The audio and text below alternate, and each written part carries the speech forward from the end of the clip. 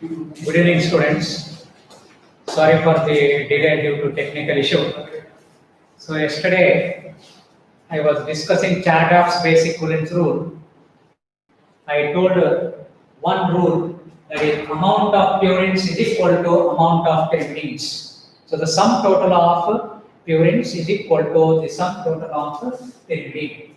The second rule, amount of adenine is equal to amount of thymine, or vice versa, that is amount of thymine is equal to amount of adenine, and similarly amount of guanine is equal to amount of cytosine, or vice versa, amount of cytosine is equal to guanine. This is the second rule. The third rule,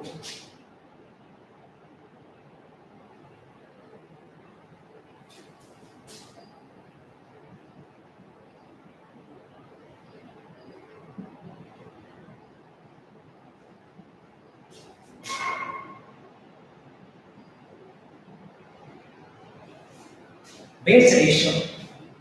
Base ratio, this is base ratio.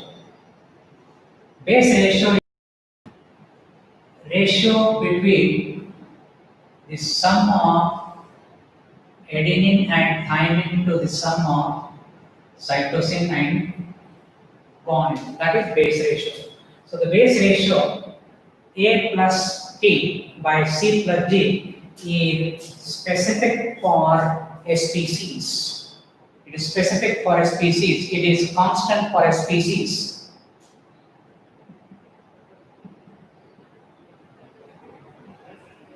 Is constant for a species. This value, this base ratio, the sum of adenine and thymine, the ratio between the sum of adenine and thymine to the cytosine and guanine, this base ratio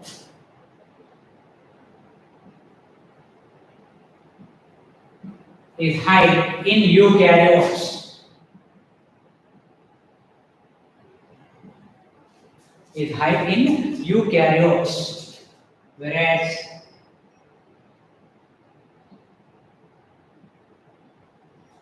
base ratio in prokaryote is low or less.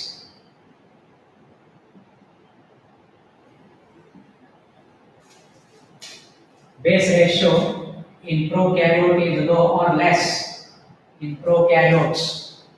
Say for example, human being, the base ratio value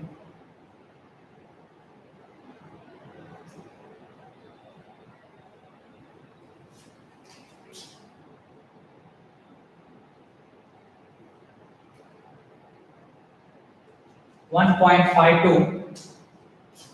Prokaryote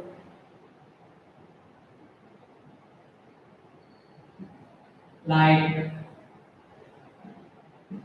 Escherichia coli, it is 0.93. So in eukaryotes, base ratio value is more than 1. Usually it is not equal to 1. Base ratio value is usually not equal to 1. Okay. So in eukaryote it is greater than 1, and in prokaryote the base ratio value is less than 1.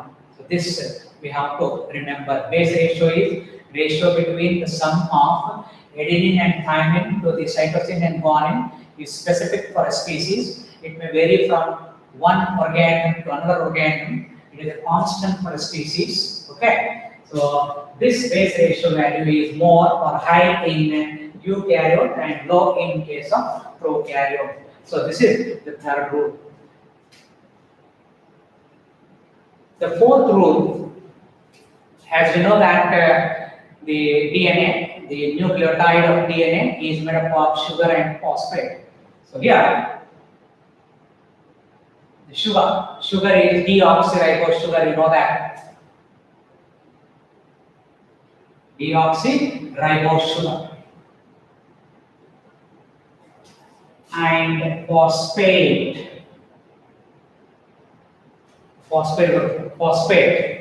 occur in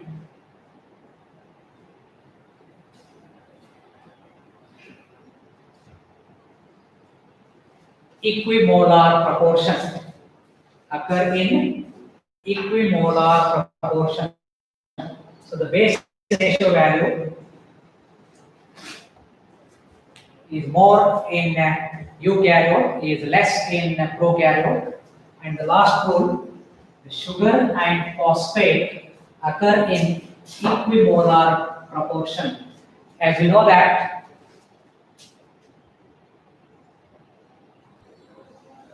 this is the polynucleotide strand. This polynucleotide strand backbone, this polynucleotide strand backbone, it is made of repeated units of sugar and phosphate. So the backbone of the polynucleotide chain is made up of repeated units of sugar, deoxyribose sugar and phosphate, which make up the backbone of the what I call the polynucleotide strand of the DNA. So sugar and phosphate occur in equimolar proportion. So these are the 4 rules of Chargaff as we analyzed the nitrogen bases and the other constituent of the DNA in different organisms, and based on that he has given the rule. So the double stranded DNA usually follows Chargaff's rule. Yesterday I told the single stranded DNA and RNA, which is basically single stranded, will not obey the Chargaff's rule. So this Chargaff rule you have to remember, very important.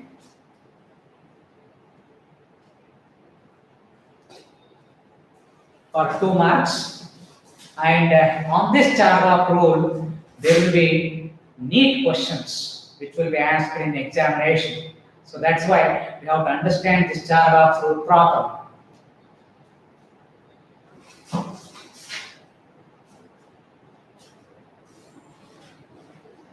Okay. So X-ray diffraction studies as conducted by Maurice Wilkins and Rosalind Franklin, then Chargaff's basic Coulomb rule. Based on this, finally, the 2 scientists have given the model of DNA. So based on the investigation which was carried out by Maurice Wilkins and Rosalind Franklin, and based on the Chargaff's basic Coulomb rule, finally, how these polynucleotide strands are arranged, how they are helically arranged. So the DNA model was proposed.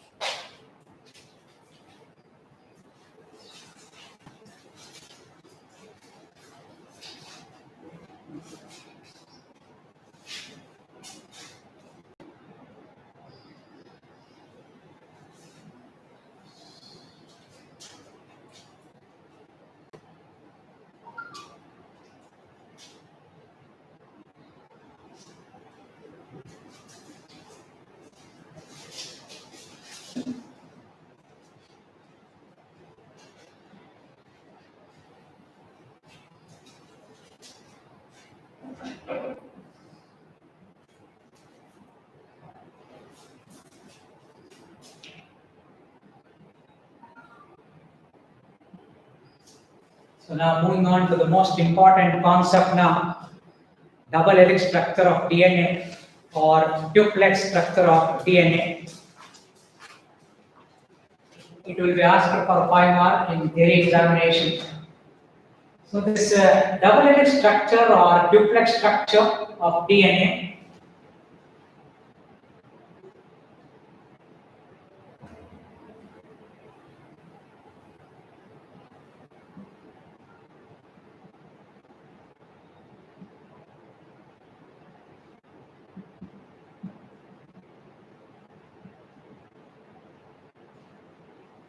was given by two scientists.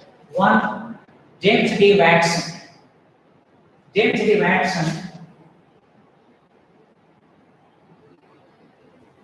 American molecular biologist.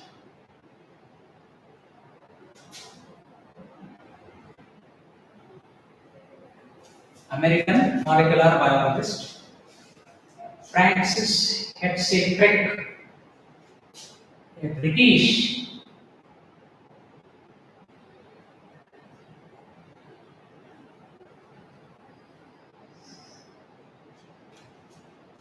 physicist. A British physicist. So, based on X-ray diffraction studies of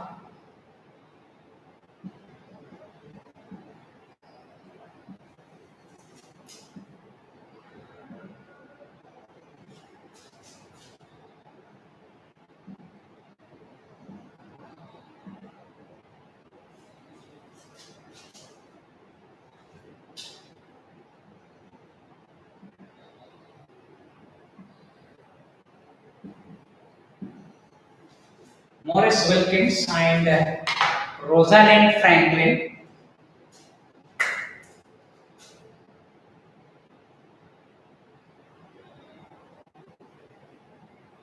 Chargaff's rule, Chargaff's basic valence rule.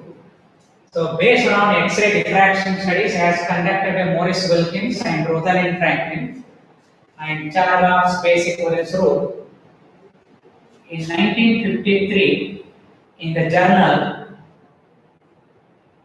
Nature,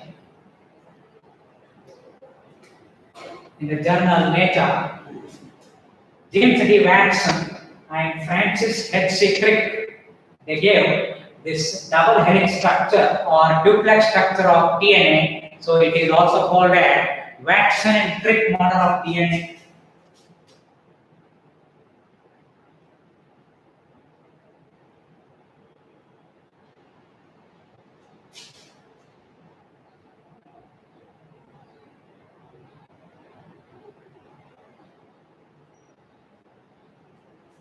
Watson and Crick model of DNA. So it is called as double helix structure or duplex structure or Watson and Crick model of DNA, whatever you call. So remember, explain the structure of DNA, explain Watson and Crick model of DNA, explain duplex structure of DNA, all the one and the same. So you have to explain this with the help of figure. So you have to write Watson and Crick, they gave the model, they proposed the model, the three-dimensional structure model, 3D figure, 3D structure, based on the observations made by these. So most of the research work was conducted by Maurice Wilkins and Rosalind Franklin. Base analysis was carried out by Chargaff, but Wilkins and Franklin could not come to a conclusion how exactly the two polynucleotide strains are arranged helically. So based on the entire research work which was carried out by these two, Watson and Crick, they came to a conclusion and even they shared the Nobel Prize of Physiology and Medicine in 1962. In 1962, they got Nobel Prize. That Nobel Prize was shared by Watson, Crick and Maurice Wilkins. By the time the Nobel Prize were announced, this Rosalind Franklin was died because of cancer. Because of cancer, she died. Okay, so Maurice Wilkins, James D. Watson, and Francis H.C. Crick, they shared what we call Nobel Prize in 1962. In 1953, the journal Nature, in which they published this 3D figure, duplex structure of DNA.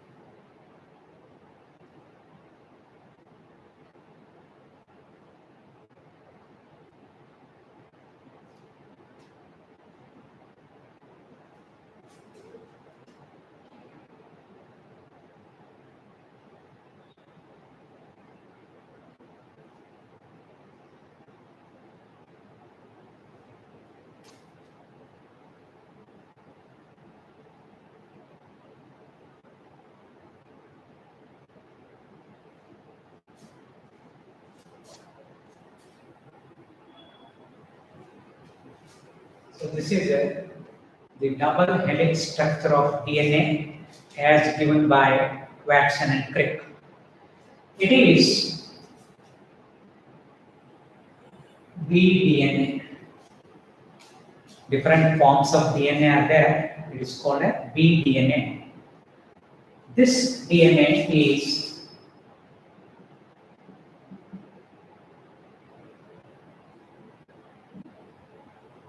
right-handed coiled DNA. It is right-handed coiled DNA, also referred as positively supercoiled DNA.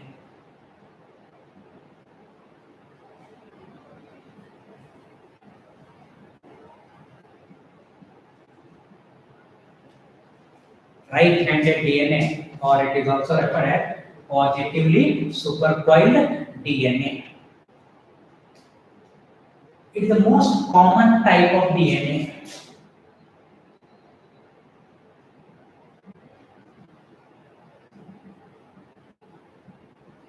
Most common type of DNA present in most of the organisms.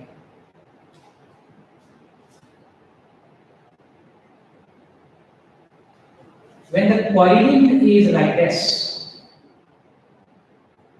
right-handed,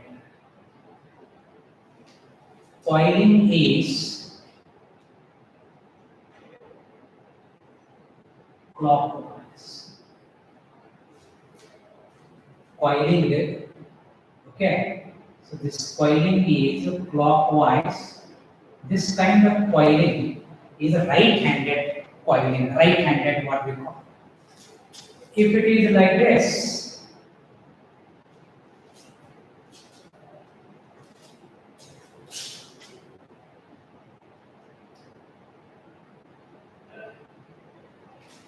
we usually refer it as left-handed.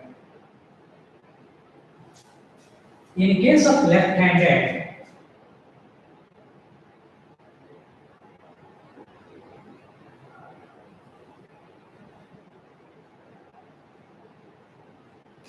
coiling is counterclockwise. What we say, clockwise, counterclockwise, opposite of clockwise. That is anti-clockwise. What we say, counterclockwise. So this is left-handed coiled DNA.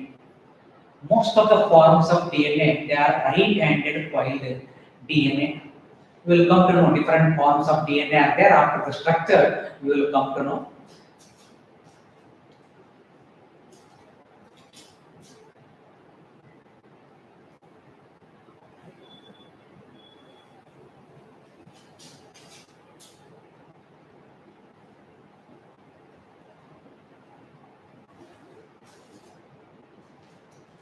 So this is the DNA.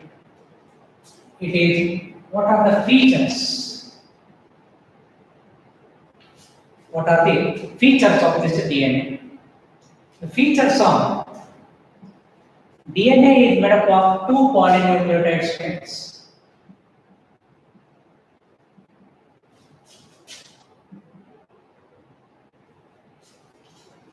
DNA is made up of two polynucleotide strands.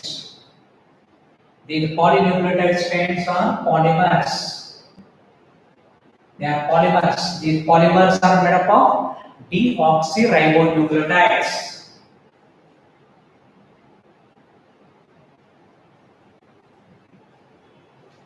Polymer is made up of monomeric unit, that is deoxyribonucleotides. So these are the two polynucleotide strands. These polynucleotide strands are helically coiled. The polynucleotide strands are helically coiled. This DNA is compared to a spiral ladder.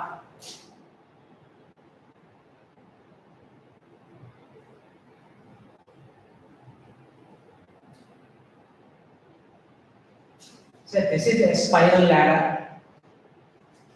This is side railing.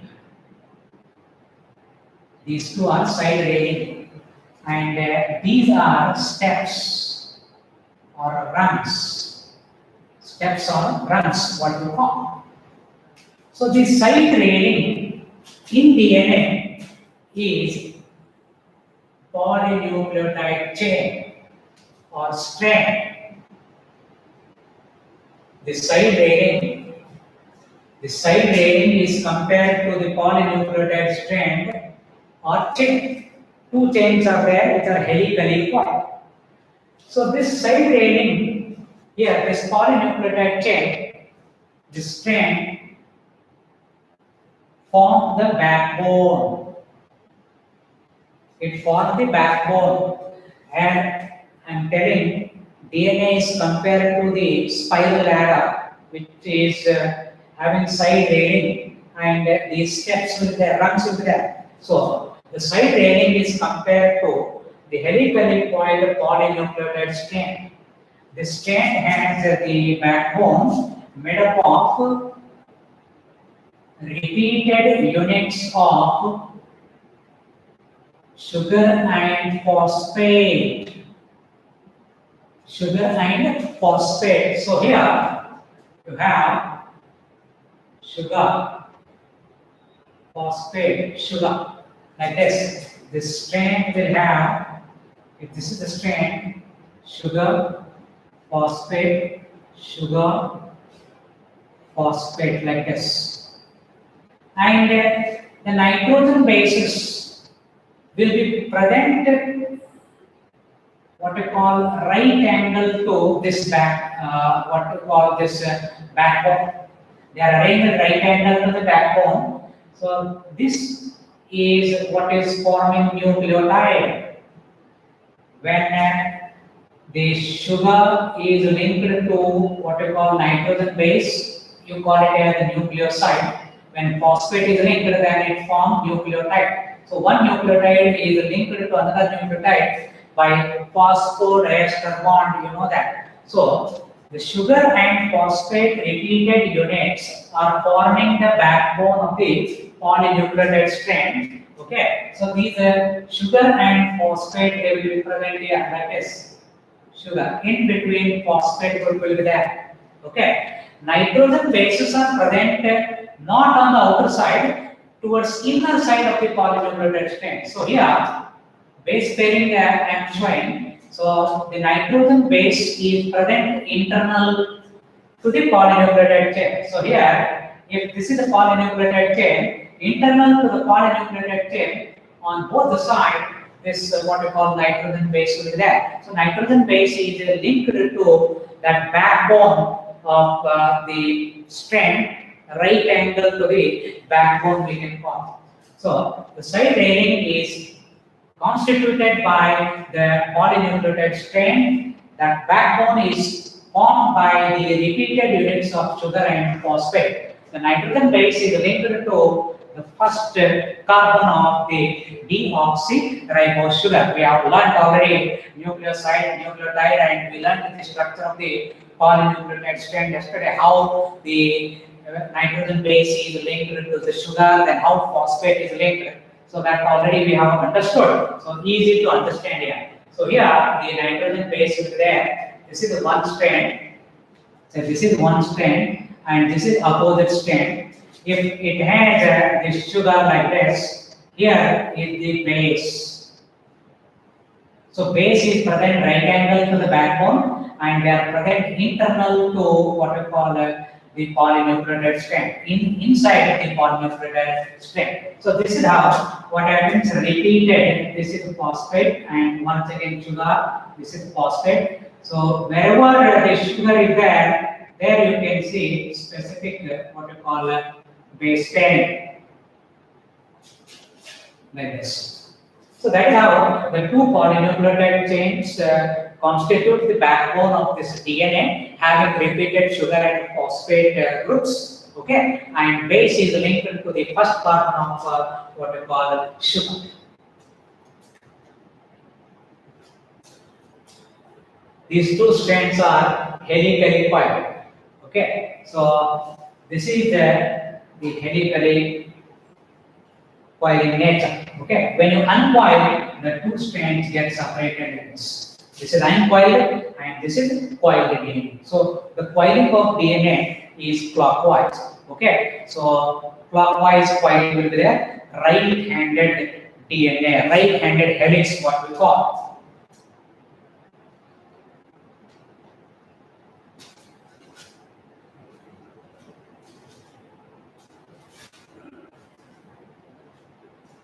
These are two strands, the two strands of the DNA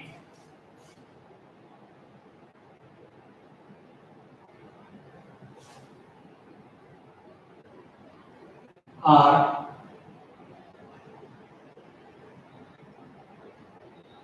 complementary. The two strands of DNA are complementary and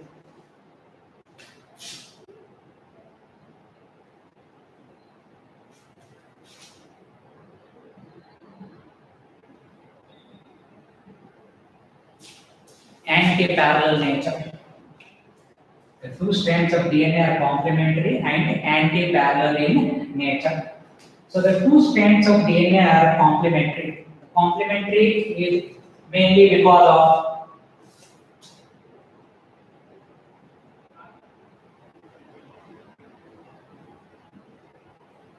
specific base pair. Specific base pair. See here, this is the one polynucleotide strand and this is the opposite polynucleotide strand. If A is there, yeah, if A is there, it is going to pair with T. Adenine pair with thymine. Adenine pair with thymine.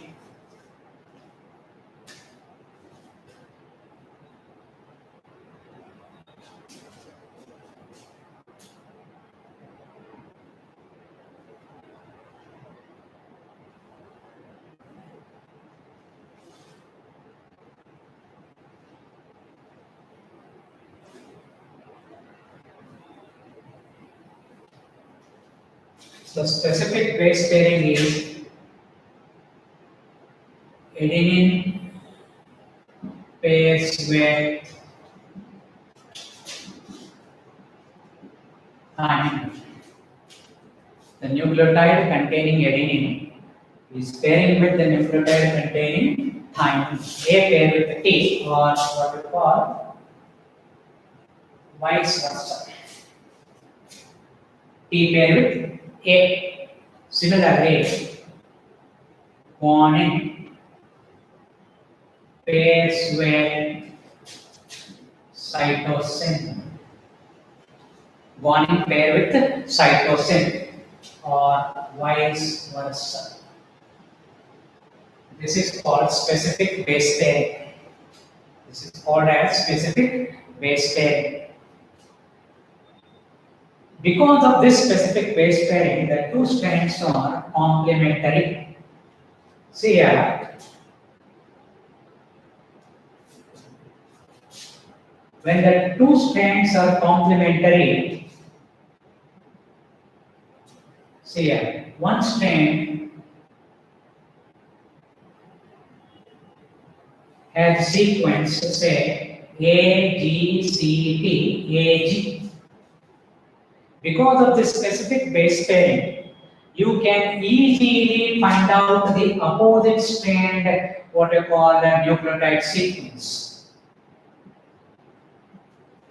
Opposite strand nucleotide sequence, specific base pairing is there, adenine pair with thymine, guanine pair with cytosine, or vice versa. So here what you can write now, A, T, C, G, A, T, C. A pair with T, G pair with C, C pair with G, T pair with A pair with T, G pair with C. Suppose if we know the nucleotide sequence, these are all nucleotides. Okay, if we know the nucleotide sequence of one strand, opposite strand nucleotide sequence can be easily found out. Remember, if we know one strand nucleotide sequence, then easily opposite strand nucleotide sequence we can find out because of specific base pair, that remember. Okay. So here, when you observe A pair with T means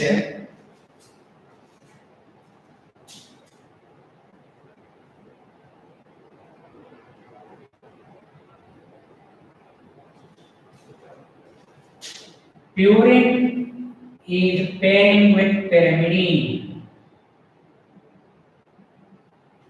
Purine is pairing with pyrimidine, or pyrimidine is pairing with purine. Remember, purine is pairing with pyrimidine, or pyrimidine is pairing with purine.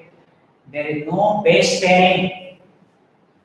No base pairing between two purines. Two purines. Two purines means here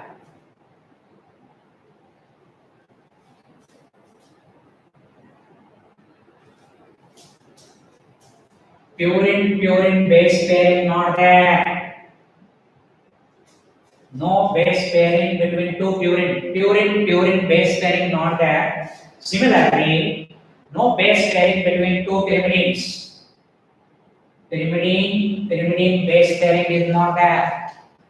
Purine base pairing not there. Pyrimidine base pairing not there. So the base pairing is there specifically between purine and pyrimidine, A and T, or vice versa, G and C, or vice versa.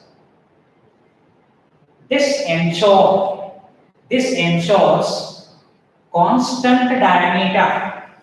This kind of base pairing between purine and pyrimidine. Purine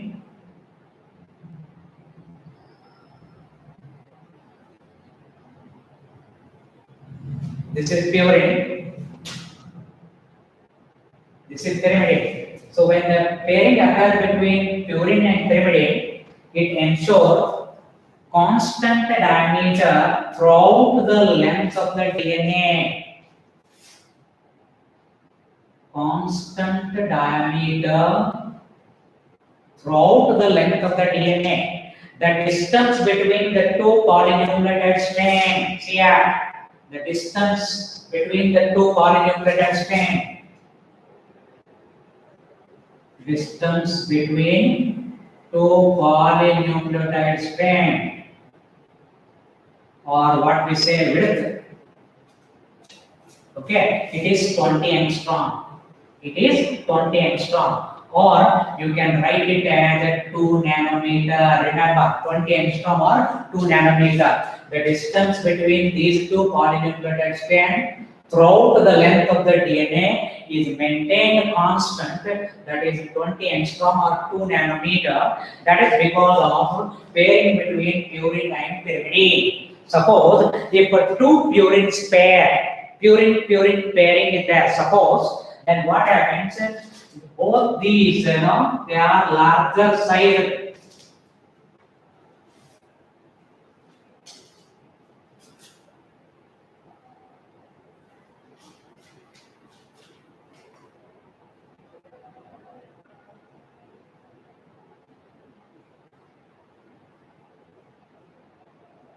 If pairing occurs between two purines, the diameter of the DNA can increase because purines are larger double-ringed nitrogen bases. So the width, the distance between the two strands may increase. Throughout the length may not be 20 angstrom. Similarly, if a base pairing is there between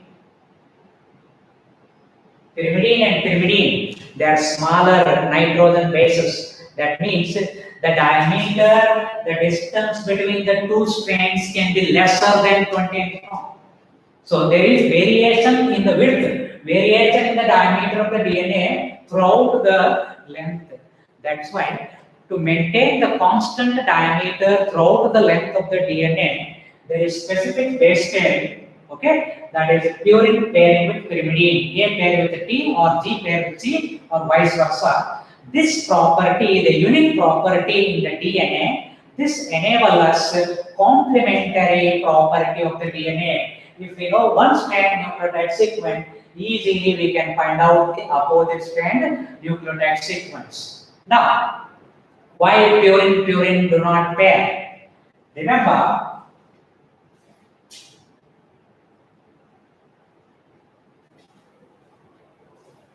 if two purines are there, when the two molecules come near to each other, there should be many contact points. There should be many contact points when the two molecules come together.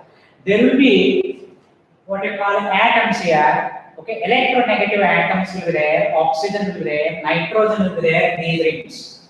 Okay, between them there will be formation of hydrogen bond. Hydrogen bond.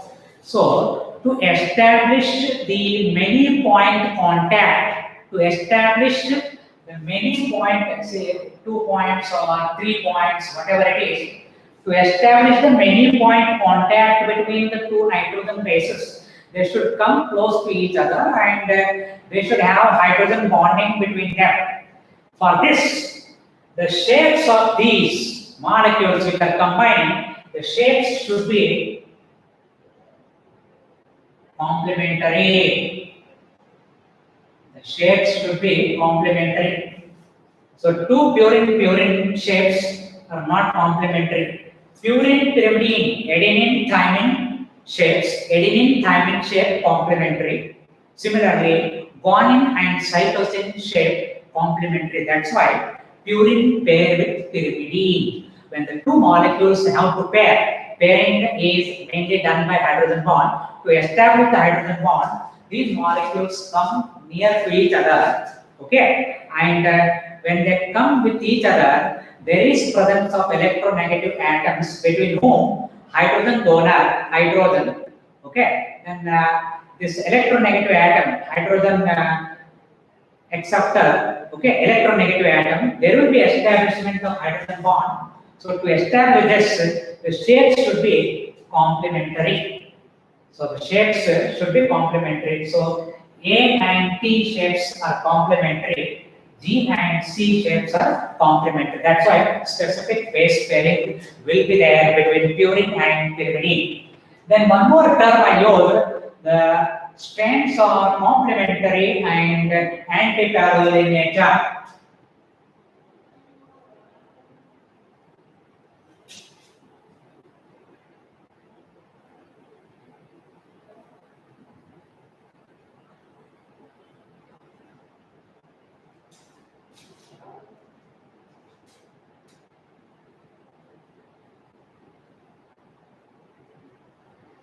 Two strands are anti-parallel in nature. See here, one strand is 5 prime, 3 prime. Yesterday I told. One strand is 5 prime, 3 prime. You see here, say this strand. This is 5 prime and this is 3 prime. One end of the polynucleotide strand is 5 prime. So what this 5 prime corresponds to, what it indicates? It indicates fifth carbon of the deoxyribose sugar to which phosphate group is attached. 5 prime number. Why we use this 5 prime here? The fifth carbon of the deoxyribose sugar to which phosphate group is attached. The opposite end of the same polynucleotide strand or chain. Opposite end will be 3 prime end. This 3 prime end corresponds to third carbon of the deoxyribose sugar to which third carbon of the deoxyribose sugar to which hydroxyl group is attached. Hydroxyl group is attached. That is why we will write 5 prime, 3 prime. See here, if one strand is 5 prime, 3 prime, the opposite strand will be 3 prime, 5 prime. So this is what we call opposite chemical polarity. The strands may be parallel with opposite orientation. The strand may be parallel, the two strands are parallel with opposite orientation. Means here, opposite strand will be 3 prime, 5 prime. In the opposite strand, where the 5 prime end is there, opposite strand will have 3 prime end. That means here, this third carbon of the deoxyribose sugar where hydroxyl group is attached. third carbon of the deoxyribose sugar where hydroxyl group is attached, and similarly the fifth carbon here, if this is 5 prime 3 prime and this will be 3 prime 5 prime, so the fifth carbon of the deoxyribose sugar where phosphate group is attached, this opposite chemical polarity, the two strands can be parallel but with opposite orientation. So if one strand is 5 prime 3 prime, opposite strand is 3 prime 5 prime. Okay, so this we call it as anti-parallel nature. So this anti-parallel nature is due to hydrogen bonding.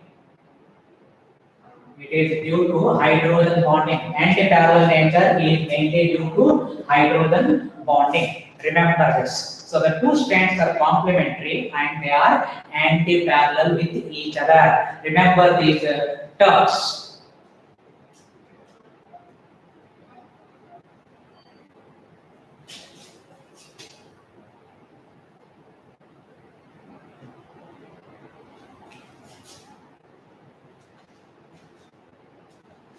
This DNA is based on Chargaff's rule.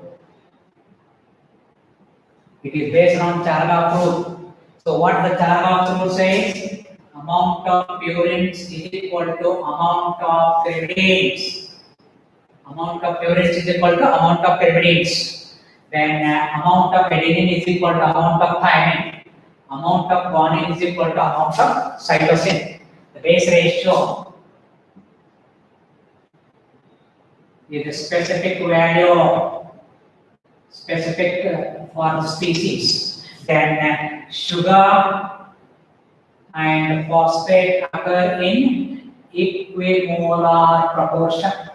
Sugar and phosphate, which form the repeated unit of sugar and phosphate form the backbone, they are occur in that strand in equimolar proportion. So this DNA structure is as per the Chargaff's rule. So there is specific base pairing, I told.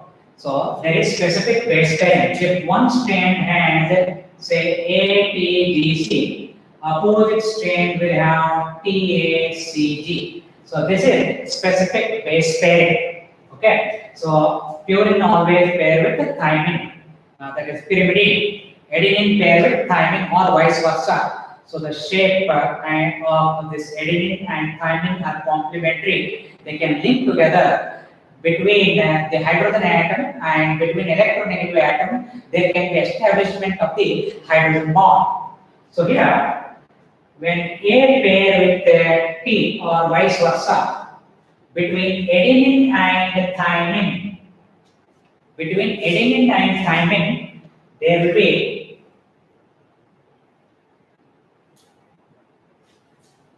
two hydrogen bonds. Remember, there will be two hydrogen bonds.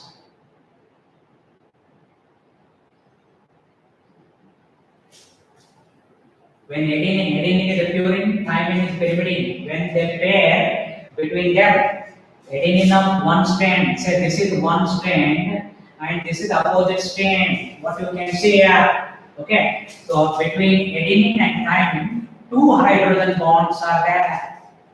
Why there are only two hydrogen bonds? Okay, listen. When A pair with T, between these two, see when hydrogen bond is established between hydrogen donor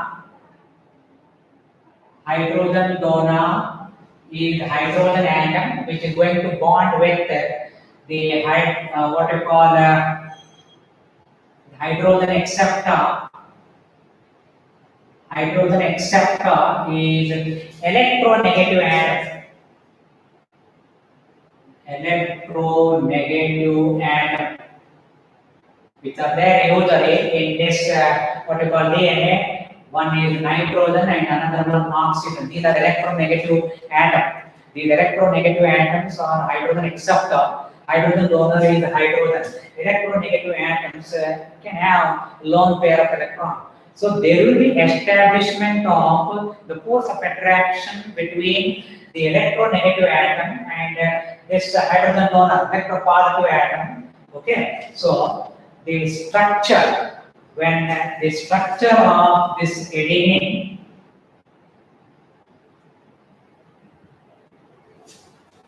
pair with thymine, there is between adenine and thymine. So particularly in thymine, there is one nitrogen and there is one oxygen. There is one nitrogen and there is one oxygen. This is one hydrogen acceptor. This is one hydrogen acceptor, and the hydrogens which are there in the adenine. Hydrogens are there in adenine. So these hydrogen can form two bond with thymine. The structure of adenine and thymine can accommodate two hydrogen bond. So that is because one nitrogen and one oxygen, and the two hydrogen are there. Between them, what happens? The hydrogen bond is established. That is why there is possibility, say, like this. There is possibility of two hydrogen bond between A and T. Remember this. So there are two hydrogen bond between adenine and thymine.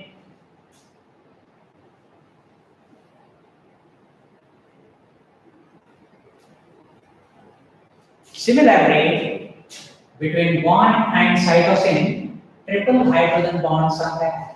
Between guanine and cytosine, triple hydrogen bonds are there. This, when guanine and cytosine pair, so there, what happens is guanine and the cytosine. Between the guanine and cytosine. So here, in case of cytosine, what happens here? You have NOO. Okay, you have NOO, and here there will be hydrogen in this case. Okay, so there will be establishment of what we call three hydrogen bond between these three electronegative atoms with the hydrogen donor. This is hydrogen donor. This is hydrogen acceptor. Electronegative atoms establish three hydrogen bonds. That's why between G and C, three hydrogen bonds you can see here. So specific base pairing, and between A and T, two hydrogen bond, and between G and C, triple hydrogen bonds will be there. So this you try to remember.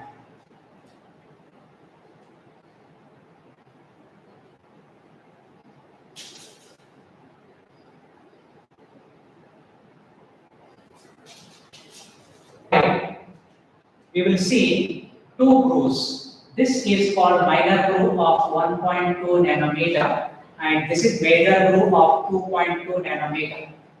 Minor groove where the two strands are touching with each other, close with each other. Minor groove diameter 1.2 nanometer. This is minor groove. What you are seeing, where the two strands are meeting with each other, very close to each other.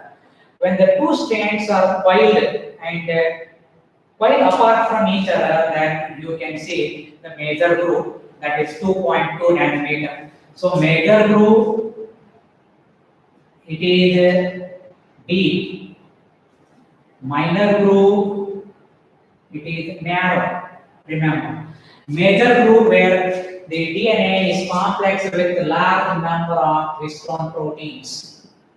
The major groove, what you are seeing, large number of histone proteins. Okay, between one minor groove to next minor groove, there is one complete turn of DNA. There is one complete turn between one minor groove to another minor groove, or between one major groove to another major groove. There is one complete turn. One complete turn. The length of one complete turn will be 34 angstrom. Okay, or you can write it at 3.4 nanometer. So one complete turn of DNA, one complete turn or guile or pitch, whatever you call, pitch, guile or turn, one and the same. One complete turn is either from one minor group to another minor group, or from one major group to another major group, whatever it is. So one complete turn length is 34 angstrom or 3.4 nanometer. In one complete turn, there are 10 base pairs. There are 10 base pairs, ATGC pairs, nucleotide pairs or base pairs, whatever you call. There are 10 base pairs here. In this, we have 10 base pairs in one complete turn. Okay, the distance between each base pair, the distance between each base pair is 3.4 angstrom. 3.4 angstrom or 0.34 nanometer. Remember, either this is one base pair, this is next base pair. Okay, the distance between the base pair is 3.4 angstrom or it is 0.34 nanometer. Okay, so when the base pairing occurs, the rise nothing but the distance. The rise between the base pair is 3.4 angstrom or 0.34 nanometer in this double helix structure of the DNA. Okay, so one complete turn 34 angstrom. In one complete turn, there will be 10 base pairs.